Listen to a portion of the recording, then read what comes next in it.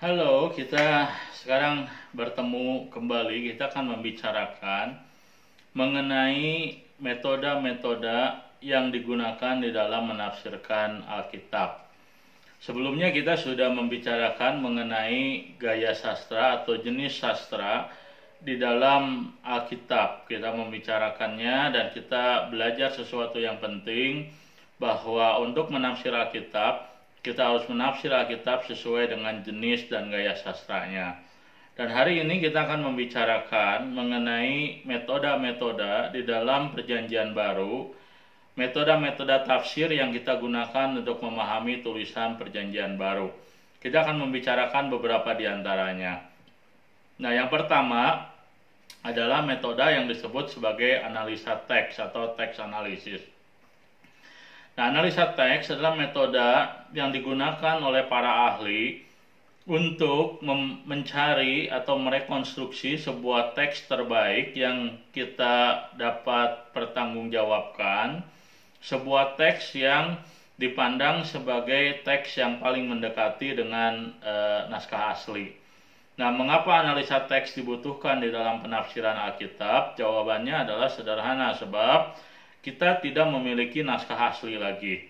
Para rasul, tentu para penulis Alkitab, waktu dia menuliskan tulisan-tulisannya, dia menuliskan dengan naskah asli, tetapi naskah asli tersebut hilang. Kita tidak tahu naskah asli itu ada di mana, tetapi yang kita miliki adalah kopian dari kopian yang ada dari naskah kuno. Nah, kita menemukan naskah tertua yang kita miliki barangkali sekitar tahun abad pertama itu dalam bentuk fragmented, bersifat fragmented, artinya naskah itu bersifat sebagian saja, dan naskah yang bersifat lengkap itu disebut kodeks. Kita miliki yang lengkap itu sekitar abad keempat yang disebut sebagai Kodeks Vatikanus. Nah, waktu kita hendak meneliti sebuah teks Alkitab, maka kita harus memiliki sebuah terjemahan atau sebuah salinan atau sebuah teks yang terbaik yang mendekati teks asli. Nah, itulah sebabnya maka analisa teks dibutuhkan, karena analisa teks ini berupaya untuk merekonstruksi, mencari salinan-salinan teks tertua, membandingkannya satu dengan yang lain sampai kita tahu teks mana yang mendekati naskah asli. Nah, itu namanya adalah teks analisis. Dan metode yang kedua yang juga penting di dalam menafsirkan Alkitab adalah tentu saja background analysis, atau juga disebut sebagai analisa konteks atau juga analisa latar belakang.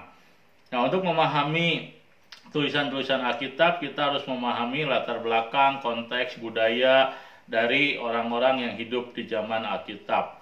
Nah, persoalannya adalah ada kalanya para penulis Alkitab waktu dia menuliskan tulisan-tulisannya, dia mengasumsikan bahwa pembacanya mengerti segala sesuatu yang dia tuliskan. Nah, persoalannya adalah kita berbeda zaman dengan pembaca pertama, sehingga walaupun untuk pembaca pertama apa yang dituliskan itu jelas, tetapi untuk kita belum tentu memiliki kejelasan yang sama.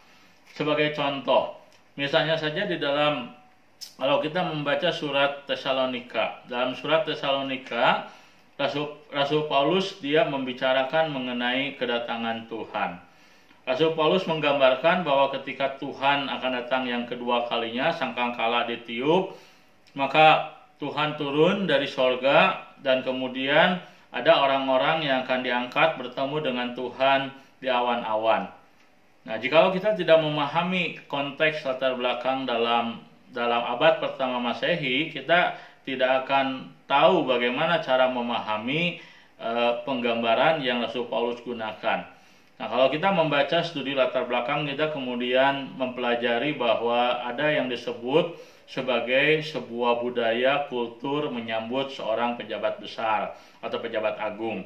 Nah, dalam kultur budaya ini, biasanya ketika seorang pejabat agung tiba, ketika seorang pejabat yang dianggap penting itu mendatangi suatu daerah, maka ketika di tengah perjalanan, penduduk atau warga di mana mereka akan dikunjungi, mereka akan mengutus orang-orang tertentu untuk menjemput dari sang pejabat agung. Mereka bertemu di tengah jalan, menyambut sang pejabat agung untuk kemudian mereka bersama-sama kembali ke tempat di mana pejabat agung itu akan datang.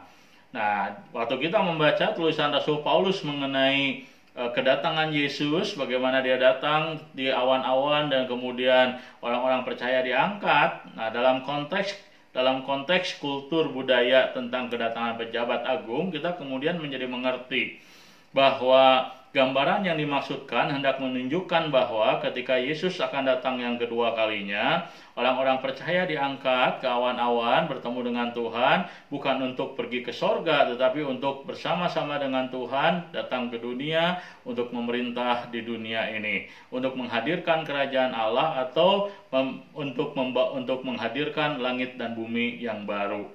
Nah, jadi penting sekali waktu kita membaca Alkitab, membaca Perjanjian Baru, kita memahami metode yang dibutuhkan untuk mengerti tulisan-tulisan Alkitab tersebut. Dan dua hal yang hari ini kita sudah pelajari. Yang pertama adalah analisa teks, digunakan untuk mencari teks terbaik supaya kalaupun kita menerjemahkan, terjemahan kita pun adalah terjemahan yang baik. Dan yang kedua adalah analisa konteks, memahami latar belakang tulisan ataupun gagasan yang digunakan dalam Alkitab. Nah, dalam video selanjutnya kita akan membicarakan beberapa metode lain yang juga penting di dalam membaca Alkitab.